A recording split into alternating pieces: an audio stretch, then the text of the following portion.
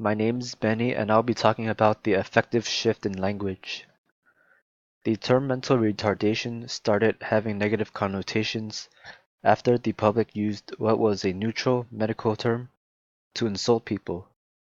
Language plays an important role in how people with intellectual disabilities are perceived and treated in society. Labeling someone with the R word invites taunting and bullying, which can hinder their participation in the community. Changing how we talk about people with disabilities is the first step in promoting and protecting their basic human rights. For healthcare professionals, diagnostic labels serve to quickly communicate a set of symptoms associated with a particular condition. But when those conditions carry a negative social stigma, the diagnostic labels themselves become stigmatizing.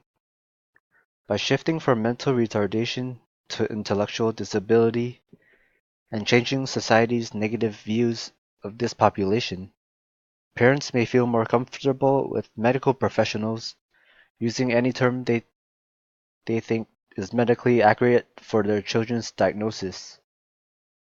Also, individuals who have intellectual disabilities will become increasingly accepted in society.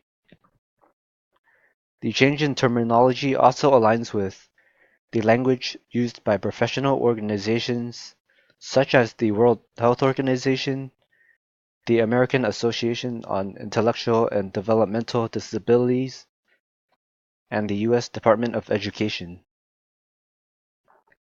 The passing of Rosa's Law to replace mental retardation with intellectual disability within health, education, and labor is likely to have far-reaching impacts on the language used in our society.